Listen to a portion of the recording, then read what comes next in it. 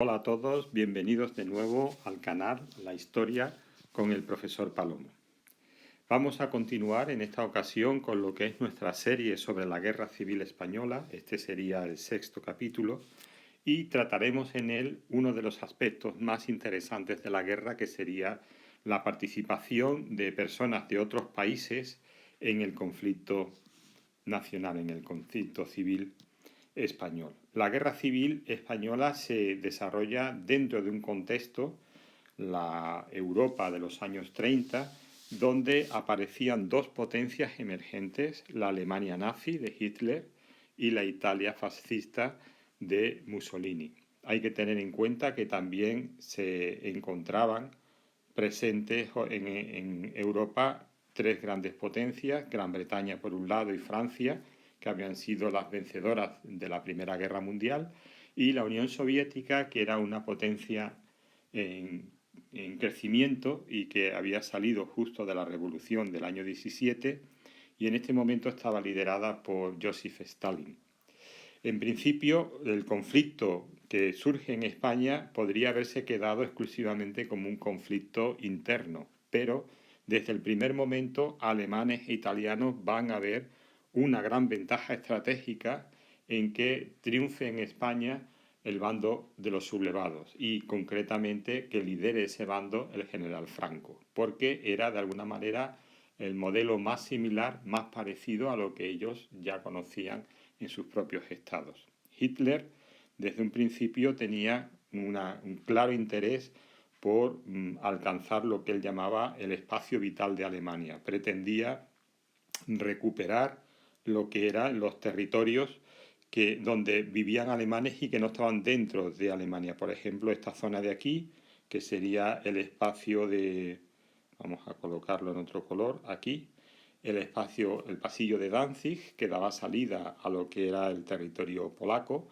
y que Hitler pretendía también asimilarlo a lo que era Alemania. Todo lo que era la frontera de la República Checa con Alemania, lo que se conoce como los Sudetes, va a ser también un territorio que va a anhelar Alemania. Alemania también pretendía que todo lo que eran los alemanes que vivían en Austria, los austríacos son alemanes también, se convirtieran en parte de lo que era su gran imperio. Y también pretendía recuperarle a Francia lo que era Alsacia y Lorena. ¿De acuerdo? Entonces, la Gran Alemania sería el territorio que ocuparía todo esto, todo esto, todo esto y todo esto.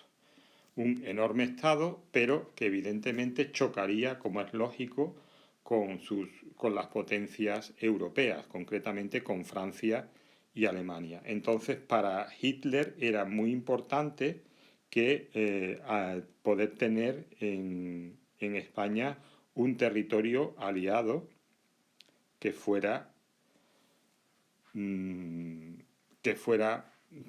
similar o que fuera en apoyo de lo que eran sus pretensiones. Si él atacase en un momento determinado a Francia, podía contar también con que sería más fácil la victoria si desde España se llevara a cabo también un ataque similar. Entonces Hitler en principio va a tener un enorme interés en poder conseguir que Franco triunfe en lo que es la guerra civil.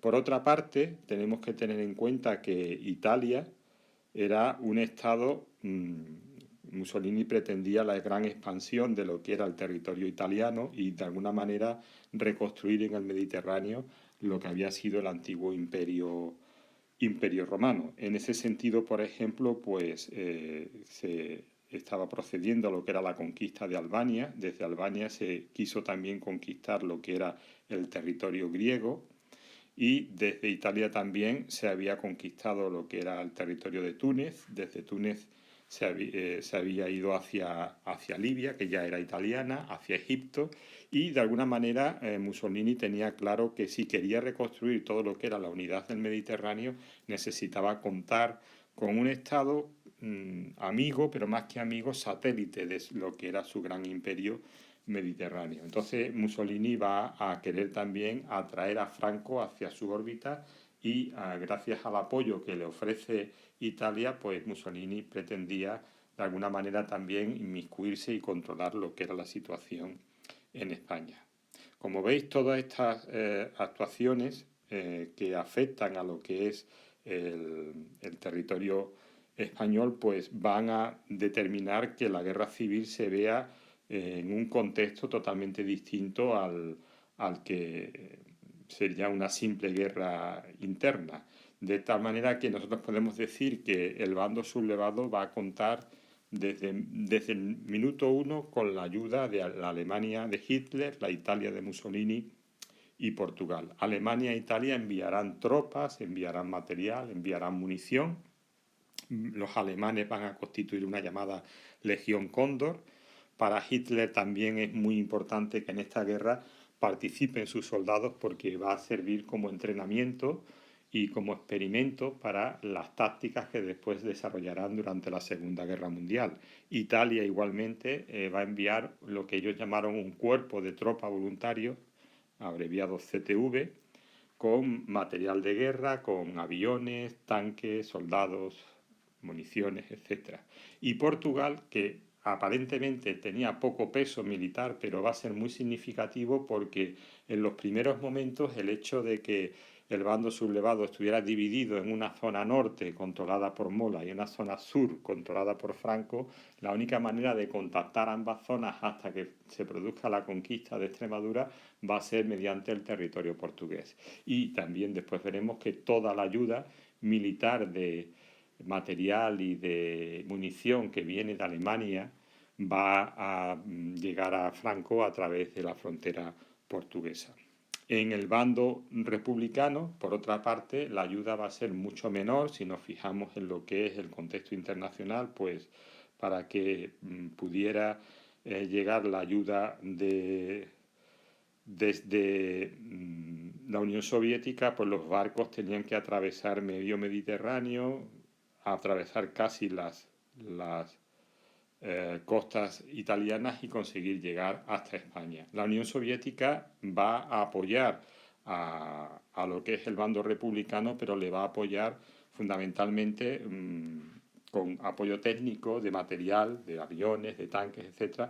Muy pocos soldados, no hay prácticamente soldados rusos en la guerra, solo instructores y técnicos, y también va a haber un apoyo simbólico, más bien moral, de parte de México. Su presidente Cárdenas pues va a empeñarse en defender la causa republicana.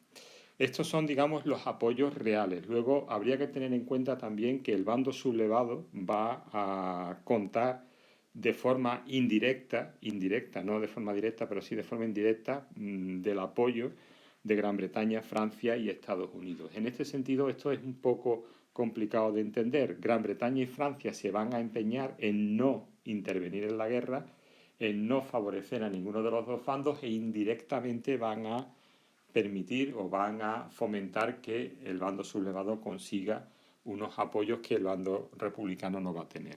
Estados Unidos, que se declara neutral en la guerra, sin embargo, va a apoyar con suministros y sobre todo con petróleo al bando sublevado y no va a hacer lo mismo con el bando republicano, con el que no tenía ninguna simpatía.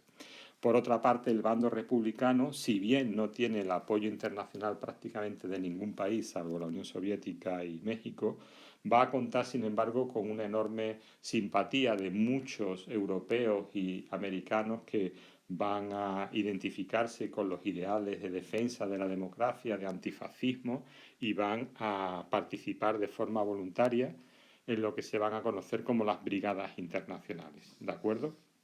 Entonces, visto esto, tenemos que tener en cuenta que el bando sublevado desde un principio, para conseguir el apoyo pleno de italianos y alemanes, va a hacer una identificación de liderazgo, y lo mismo que en Italia se conoce a Mussolini como el Duce y a Hitler en Alemania como el Führer, en España se le va a conocer a Franco I como el jefe, que era la traducción más o menos al español de los términos italiano y alemán, pero enseguida se va a encontrar una terminología propia, el caudillo, enraizando con lo que es la antigua historia de los pueblos prerromanos, en concreto lusitanos.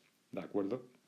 Stalin va a apoyar a la República. Stalin buscaba sobre todo lo que era el sintonizar con lo que eran las democracias occidentales, con Francia y Gran Bretaña.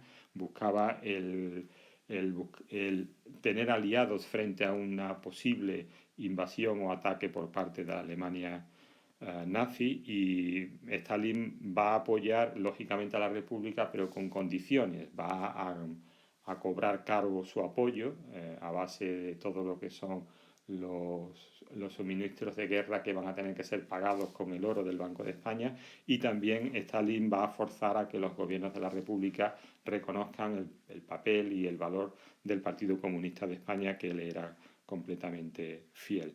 En España, lógicamente, el hecho de que solo la Unión Soviética apoyase a la República va a dar alas al Partido Comunista y va a hacer que se desarrolle enormemente este partido durante la guerra, de tal manera que va a controlar buena parte del aparato del Estado.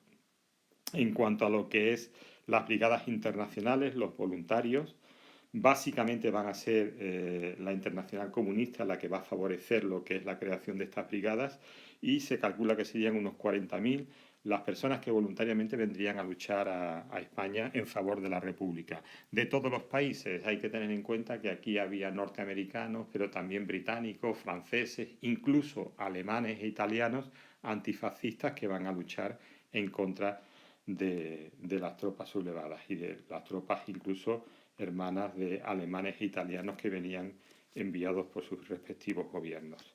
La idea de que la guerra pudiera convertirse en el detonante de una guerra europea, el peligro que podría darse en el caso de que las tropas alemanas e italianas entraran en conflicto en España con tropas británicas o francesas, hace que desde Gran Bretaña se lleve a cabo una iniciativa que en agosto de 1936 culminó con lo que era la creación de un comité de no intervención, un comité cuyo objetivo era cerrar las fronteras de España, intentar evitar cualquier tipo de intromisión extranjera, y teóricamente no debían de recibir ninguna ayuda ninguno de los dos bandos, ni el bando sublevado ni el bando republicano. De esa manera pensaba Londres que sería posible evitar que la guerra se extendiera, pero de forma indirecta esto lo que va a hacer es ayudar significativamente al bando sublevado.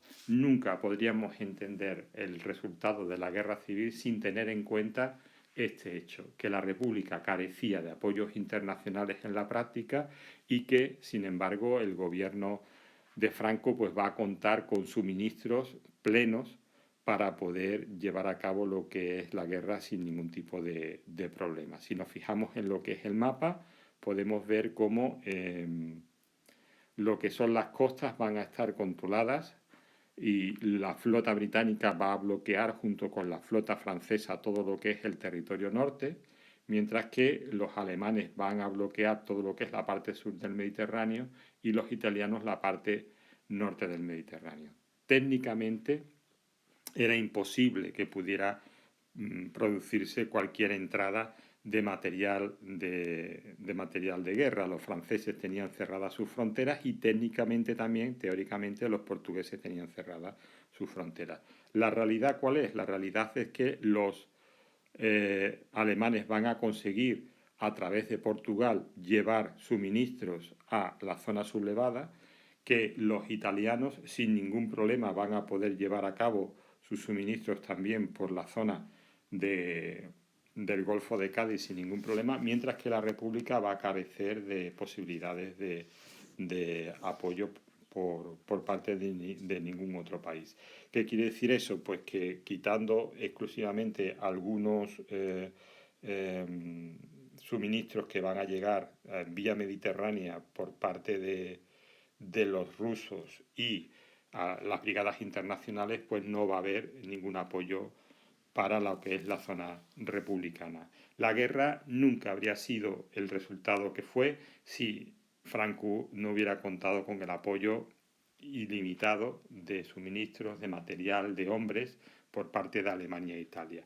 Y la guerra, por supuesto, tampoco hubiese sido lo que fue si la República hubiese conseguido algún tipo de apoyo más efectivo que el que recibió, el apoyo, digamos, logístico de la Unión Soviética y el apoyo pues moral, sentimental de las brigadas internacionales.